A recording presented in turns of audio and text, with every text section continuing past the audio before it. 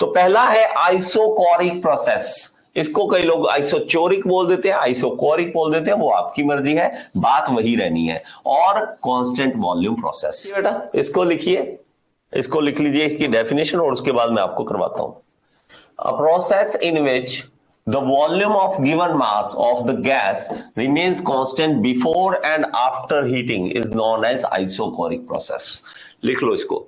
इसका मतलब क्या है? इसका मतलब यह है कि बेटा अगर आप किसी, मान लीजिए एक क्लोज्ड वेसल है हमारे पास, कोई क्लोज्ड वेसल है, उसका वॉल्यूम चेंज नहीं हो रहा, उसके अंदर वॉल्यूम चेंज नहीं हो रहा, हमारे पास इसके अंदर मान लीजिए गैस है, और इस गैस को हम चारों तरफ से बंद कर दें, चारों तरफ से क्या कर दें, बंद कर दें, और नीचे से इसको हीट देनी स्टार्ट कर दें, नीचे से क्या कर दें, हीट देनी स्टार्ट कर दें, तो ये क्या करेगा, ये वॉल्यूम तो बढ़ा नहीं सकता अपना, बाहर जा नहीं सकता, तो ये सिर्फ अपना प्रेशर ही बढ़ाएगा।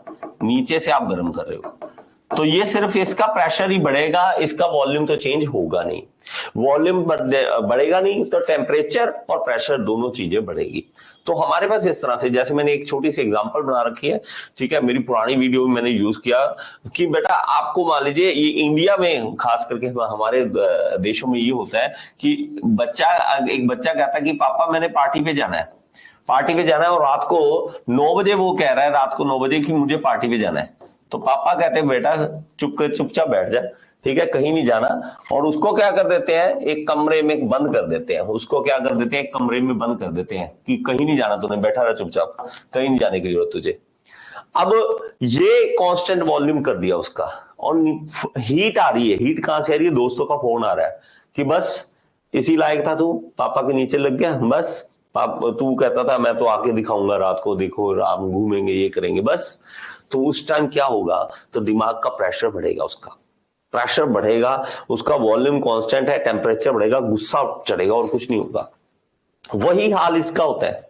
ये जैसे इन मॉलिक्यूल को बंद कर दिया, हम मॉलिक्यूल है, ये भी मॉलिक्यूल इसी तरह बिहेव करते हैं।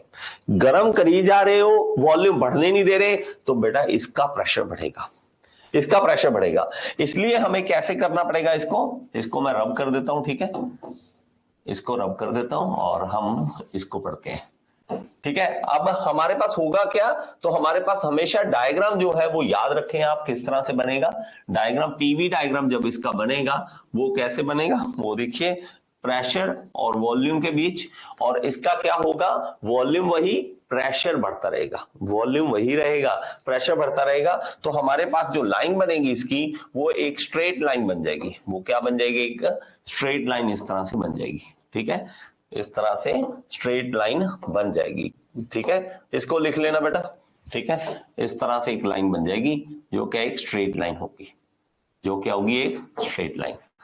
और ये 1 से 2 जो पॉइंट जा रहे हो आप, 1 से 2 पॉइंट जा रहे हो, तो ये इस तरह से आपने एरो दिखा देनी है कि 1 से 2 पॉइंट तक गए, और प्रेशर लो से हायर प्रेशर तक चले गए, लो प्रेशर से हायर प्रेशर तक चले गए, प्रेशर बढ़ रहा है, प्रेशर बढ़ रहा है, लेकिन वॉल्यूम वही का वही है, वॉल्यूम हमारे पास जैसा था 1 पॉइंट पे, 2 पॉइंट पे उतना ही है, 2 पॉइंट पे भी उतना ही है। तो इसको हम क्या कहते हैं, आइसोकोरिक प्रोसेस, इसको क्या कह देते हैं हम, आइसोकोरिक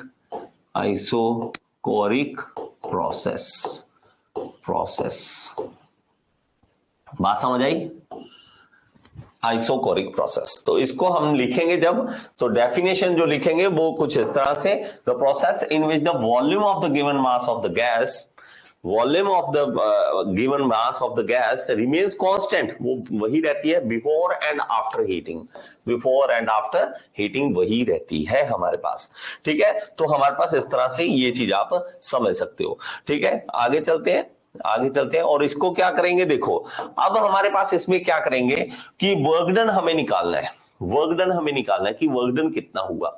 तो एक चीज सिंपल सी चीज समझना एक बहुत ही इंपॉर्टेंट है। वर्क डन हमारे पास क्या होता है, वर्क डन होता है force into displacement, force into displacement, ठीक है, ये होता है। लेकिन हमारे पास यहां तो फोर्स भी नहीं है, यहां तो डिस्प्लेसमेंट भी नहीं पता लग रही हमें कि कितनी है, तो हम उसके लिए क्या करें, ऐसे में हमें क्या करना पड़ेगा, ऐसे में कहीं गेम खेलनी पड़ेगी इसके साथ। कि इसको इस साइड ले जाओ, इसको इस साइड ले जाओ, कैसे करें? तो हमारे पास होता है प्रेशर। देखिए क्या होता है, प्रेशर होता है हमारे पास, प्रेशर पी ना, प्रेशर पूरा लिख देता हूं, प्रेशर ऐसे लिख देता हूं, PR। प्रेशर होता है force per unit area, force per unit area, area इधर ले जाओ, प्रेशर इंटू एरिया क्या बन जाएगा, प्रेशर इंटू एरिया क्या बन जाएगा, फोर्स। अब ये जो फोर्स है ये हम यहां पे लिख देते हैं, ये जो फोर्स है ये वाला फॉर्मूला जो है ये हम यहां पे लिख देंगे, ठीक है, यहां पे लिख देंगे फोर्स। तो इसको हम लिखेंगे तो हमारे पास आ जाएगा pressure into area, area into displacement, into displacement, ठीक है, डिस्प्लेसमेंट। अब हमारे पास देखिए एक वॉल्यूम जो होता है, वॉल्यूम क्या होता है, length into breadth into height, तीन चीजों का मल्टीप्लीकेशन होता है, length into breadth into height, तीन चीजें हैं। तो एरिया में लेंथ इंटू ब्रेड्थ आ गया, एक ये डिस्टेंस ये आ गया, तीन आगे metre into metre into metre, तीन आगे, तो ये बन गया वॉल्यूम। ये क्या बन गया हमारे पास, वॉल्यूम बन गया, ठीक है। तो प्रेशर इंटू वॉल्यूम, वॉल्यूम का चेंज, चेंज चेंज हो रहा है वॉल्यूम, तो इसको हम क्या कह देंगे, वर्क डन, वर्क डन। तो वर्क डन हमारे पास क्या आएगा, वर्क डन आ जाएगा P into dV, P into dV, dV मतलब चेंज इन वॉल्यूम। हम अगर देखें तो आइसोकोरिक में हम देखते हैं, तो आइसोकोरिक प्रोसेस में क्या है, आइसोकोरिक में हमारे पास वॉल्यूम जो है वो वैसे का वैसा ही है, V1 भी V2 भी दोनों बराबर है। तो हमारे पास ये क्या होता है, ये फॉर्मूला क्या होता है, ये होता है हमारे पास pressure into V2 minus V1, change in volume. तो V2 माइनस V1 क्या हो जाएगा, दोनों बराबर जीरो, तो वर्क डन क्या आ जाएगा इसमें, वर्क डन आ जाएगा, so P into zero equal to zero. तो जीरो वर्क डन होता है आइसोकोरिक प्रोसेस में। So in isochoric process, isochoric process, process work done is zero, work done is zero, work done नहीं होगा, work done क्या होगा, नहीं होगा। work done आ गया, work done 1 से 2, 1 से 2 जो है वो होगा work done, work done 0, 0, work done होगा 0, ठीक है। दूसरी बात आती है कि हीट ट्रांसफर कितना होगा, हीट ट्रांसफर कितना होगा, हीट ट्रांसफर कितना होगा, तो वो होगा बेटा मेरे पास, इसके लिए याद कर लीजिए हमेशा के लिए, Q is equal to mCV delta T, mCV delta T मतलब मास, CV क्या है, को वही specific heat at constant volume, और डेल्टा T क्या है, टेम्परेचर का चेंज, टेम्परेचर का चेंज। इसको लिखना है, लिख लो बेटा कहीं पे, अगर आप में से किसी को कोई डाउट रहे। तो M is the mass of the gas, mass of gas, mass of gas, ठीक है, और CV क्या है, स्पेसिफिक हीट,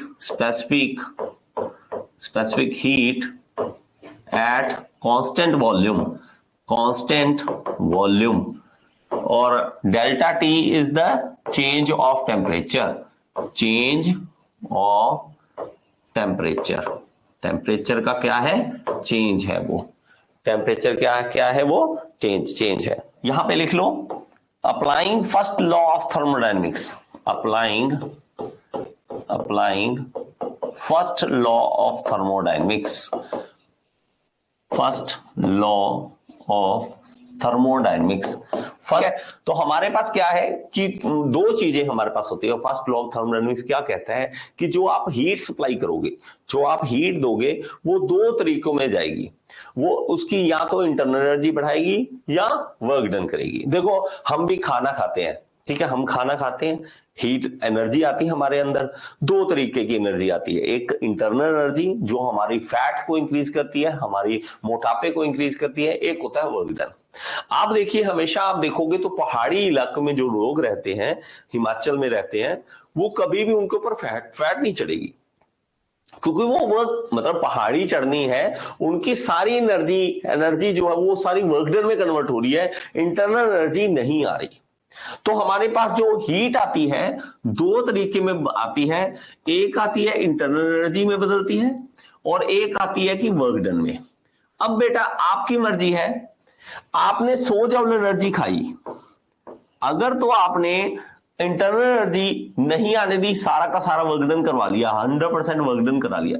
इसलिए आप देखोगे तो लेबर जो होती है ना, जो मेहनत का काम करते हैं, उनके पास इंटरनल एनर्जी बहुत कम होती है, उनके पास मोटापा नहीं होता, ठीक है। और जो होते हैं कि सेठ लोग आराम से बैठे, उन्होंने सिर्फ खाना खाना, उन्होंने हिलना ही नहीं, उनके पास फैट ही फैट होती है, मोटापा ही मोटापा होता है, क्योंकि इंटरनल एनर्जी बढ़ा लेते हैं वो अपनी। इसी तरह हमारे पास जब होता है ना, ये हम बात करते हैं किसी कंटेनर में हमने हीट डाली तो वो दो काम करती है, या तो पहले अपनी इंटरनल एनर्जी बढ़ाएगी, इंटरनल एनर्जी अगर बढ़ सकती है जितनी बढ़ा लेगी, उसके बाद वो वर्क डन कर देती है, कोई ना कोई काम देख कर देती है, मतलब किसी चीज को उठा देगी। मतलब यहाँ पे पिस्टन है, मान लीजिए यहाँ पे पिस्टन है, तो पिस्टन को ऊपर उठा देगी, पिस्टन को ऊपर उठा देगी। तो दो तरह के होते हैं, हमने इंटरनल एनर्जी को भी देखना है और वर्क डन को भी देखना है। अब हम इसमें अगर बात करें तो हमारे पास जो है, हमने वर्क डन तो बोल दिया, इसमें वर्क डन तो बोल दिया कि 0 है, तो सारी की सारी हीट एनर्जी जो है वो इंटरनल एनर्जी में कन्वर्ट हो जाएगी, सारी की सारी इंटरनल एनर्जी में कन्वर्ट हो जाएगी। वर्क डन हमारे पास कोई भी नहीं होता। इसमें आइसोकोरिक प्रोसेस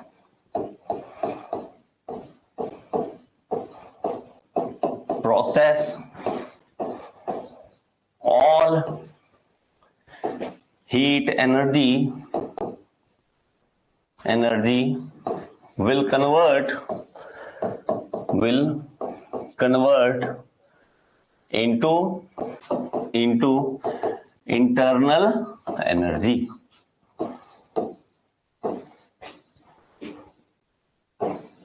बेटा जब तक आप गैस को, लिक्विड को, सॉलिड को एक इंसान की तरह नहीं सोचते, तब तक आपको नहीं समझ आने वाला। आपने यही सोचना है कि ये इंसान है, ये खाना खा रहे, हीट एनर्जी मिल रही है, ये इसकी इंटरनल एनर्जी बढ़ाई। अब ये इंटरनल एनर्जी क्या है, कई बार दिमाग में आता है ये इंटरनल एनर्जी क्या होती है। देखो, जैसे आपको मैं बात बताता हूं, यहां पे ना आप ऐसा करो, दूध का बर्तन रख लो, ठीक है, दूध डालो इस बर्तन में, और इसके ऊपर यहां पे एक हल्का सा, एक छोटा सा, मान लीजिए मैंने कोई यहां पे कोई टुकड़ा, कोई चीज रख दी जो दूध के ऊपर ऊपर तैर सके, दूध के ऊपर ऊपर तैर सके। तो दूध एकदम से उसको उठा थोड़ा ना देगा, दूध ऊपर ही नहीं आएगा, पहले वो खाएगा एनर्जी, पहले वो इंटरनल एनर्जी खाएगा, आने दो, फिर वो उठाएगा, बात समझ रहे। तो वर्क डन बाद में करता है, पहले इंटरनल एनर्जी के भूखे होते सारे, ठीक है। तो कि ये मुझे नहीं समझ आता, इस तरह से ठीक है कि इंटरनल एनर्जी जितनी चाहिए उतनी ले लो, लेकिन ये नेताजी कैसे होते हैं मुझे नहीं समझ आता। नेताजी जो होते हैं ना, वो इंटरनल एनर्जी ही सारी बढ़ाते रहते हैं, अपना ही आने दे, इनकी कोई लिमिट नहीं है, ये कोई वर्क डन नहीं। 100 करोड़ आया, 100 करोड़ खा गए, 100 करोड़ आया, 100 करोड़ खा गए, इंटरनल एनर्जी बढ़ा ली अपनी। भाई खाना खाओ कोई बात नहीं, इंटरनल एनर्जी बढ़ाओ, 10 करोड़ खा लो, 90 करोड़ लगा दो, नहीं 100 करोड़ का 100 करोड़ खा जाते हैं, तो वो इंटरनल एनर्जी बढ़ा लेते हैं अपनी। तो आपको इंटरनल एनर्जी को समझना पड़ेगा कि ये गैसेस जो होती हैं अपने अंदर एनर्जी स्टोर करती हैं, गर्म होती हैं, पावरफुल होती रहती हैं, डोले बनते हैं उनके, मतलब जबरदस्त बनने लग जाती है, गैसेस जो है खतरनाक बननी स्टार्ट हो जाती है। पहले बेचारी मरीज सी ऐसे बैठ जाती है, हम कहें गैस चल कोई काम कर, वो कहेंगे नहीं मेरे से नहीं होगा सर, मेरे से काम नहीं होगा। हम कहेंगे आपको एनर्जी देते हैं, दी एनर्जी थोड़ी सी ताकतवर होनी स्टार्ट होती है, खड़े होने लायक होती है, और बाद में इतनी ताकत आ जाती है कि टरबाइन भी चलवा लो। अब बता मेरे भाई तू कौन सी टरबाइन तूने चलवानी है, अब बता कौन सा इंजन तूने चलाना है, धकेल दूंगी सबको, इतनी ताकत है तेरे भाई में, अब तेरे भाई में ताकत आ चुकी है, सारी चीजों को धकेल दूंगी। तो बात समझ आई।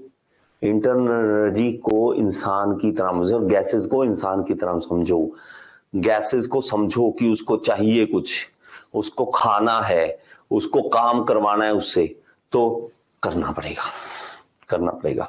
आई होप कि आपको ये वीडियो पसंद आया होगा। अगर आपको पसंद आए तो एक बार लाइक का बटन दबा दें यार, और कमेंट बॉक्स में जरूर बताएं कि आपको समझ आया या नहीं आया। और अगर आप एसएससी जेईई की तैयारी करना चाहते हैं तो यहाँ पे ऐप का लिंक दे रहा हूँ, ऐप जरूर डाउनलोड करें। Thank you so much. Next video में फिर से मिलेंगे।